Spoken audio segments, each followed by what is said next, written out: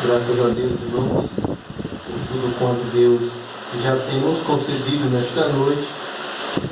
Eu convido a igreja a abrir a vossa Bíblia no livro de Mateus, capítulo de número 8, versículo de número 5 e 6.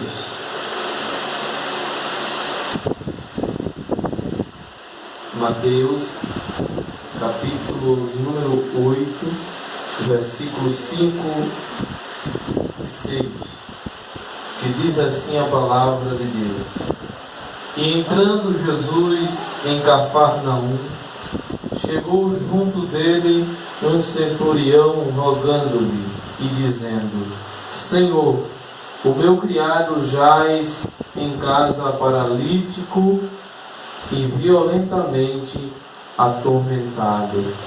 Versículo número 7.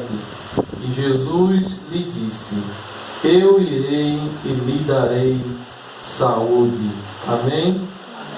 Esses versículos para a nossa meditação, onde aqui fala sobre o centurião de Cafarnaum, onde Jesus aqui realizou um milagre. Então, meus irmãos, a cidade de Cafarnaum, ela fica localizada, segundo Mateus diz, capítulo 4, o versículo de número 12 por diante, nós vamos saber onde ficava localizada a cidade de Cafarnaum. Diz assim a palavra de Deus, Mateus capítulo 4, versículo 12 por diante. Jesus, porém, ouvindo que João estava preso, voltou para a Galiléia e, deixando Nazaré, foi habitar em Cafarnaum, cidade marítima, nos confins de Zebulon e Naftali, para que se cumprisse o que foi dito pelo profeta Isaías, que diz: A terra de Zebulon e a terra de Naftali, junto ao caminho do mar, além do Jordão, a Galiléia das nações, o povo que estava assentado em trevas viu uma grande luz, e aos que estavam assentados na região e sombra da morte, a luz raiou. Desde então começou Jesus a pregar e a dizer: Arrependei-vos, porque é chegado o reino dos céus. Amém? Porque onde fica localizado, que foi o versículo número 13, que ficava nos confins de Zebulon e Naftali, pelas tribos, ficava localizado a cidade de Cafarnaum. Essa cidade, onde quem habitava nela, a Bíblia nos diz que era Pedro e André, morava em Cafarnaum, que onde foi que Jesus se encontrou com eles. Eles eram de Cafarnaum.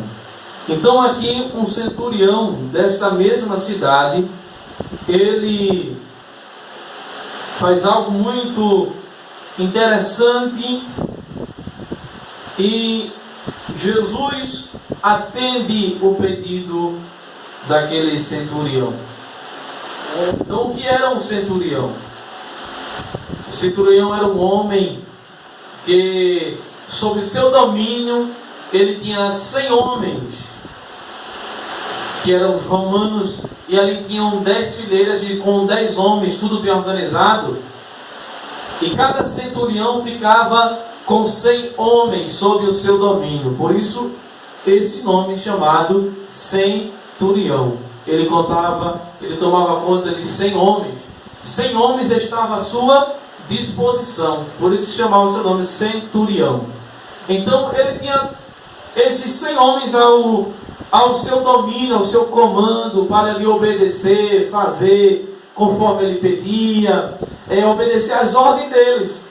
Então, ele também tinha os seus empregados, que a Bíblia fala que são os criados, que quer dizer servos. Ele tinha servos disponível para servir a ele na sua casa. Tanto tinha os soldados que ele comandava, como também na sua casa, como sempre, aquele homem que tinha uma posição elevada, ele tinha os servos para lhe servir. Então, ele tinha um criado, E a Bíblia nos diz, no capítulo de número 7 de Lucas, que fala também da mesma história do centurião de Cafarnaum, Mateus no capítulo 8, do versículo 5 por diante, e Lucas capítulo 7, do versículo 1 ao de número 10, é contada este relato do milagre que Jesus fez em Cafarnaum, a pedido de um centurião. Este centurião, ele se destaca porque ele é diferente dos demais. Por quê? Ele tinha 100 homens ao seu dispor, mas isto não fazia ele melhor do que ninguém, e nem muito menos ele colocava isso como se fosse a melhor coisa da sua vida, e não se importar com ninguém. Nós vemos infelizmente que muitos agem assim, né? Muitos faltam ser como esse centurião. Quantos hoje, se tivesse 100 pessoas ao seu domínio, ele ia querer se importar com o servo? Porque, comparando os soldados com o servo que ele tinha, nós, na mente humana, no olhar humano, vamos dizer, é mesmo que nada. Quem servia mais era o soldado. O soldado era para lutar por ele, o soldado lhe protegia. O servo somente fazia o que ele pedia, mas os soldados não, eles iriam até o fim. Mas isso, para esse centurião, ele não fazia acepção de diferença. Ele tanto amava aqueles 100 soldados que estavam sob o seu domínio, quanto também os servos que moravam em sua casa. Ele tinha o mesmo amor, o mesmo cuidado. Então, como Lucas diz aqui, né, que no capítulo 7, versículo 2, que diz assim: o servo de um certo centurião, a quem este muito estimava. Ou seja, ele muito amava este servo, um criado, que estava ali na sua casa para lhe servir, para fazer o que ele pedia. E ele amava ele, mesmo ele sendo um servo, um criado. Era servo dele, mas ele tinha como se fosse um filho. Então, chega um certo dia em que este servo adoece.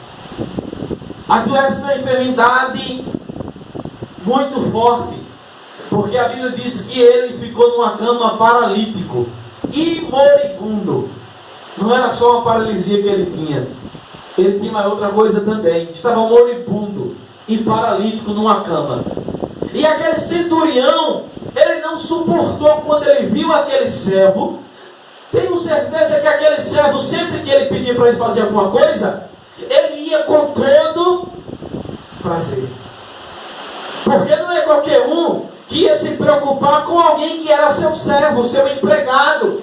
Não ia se preocupar, ou seja, ia substituir. Este adoeceu, tem outro para colocar no lugar.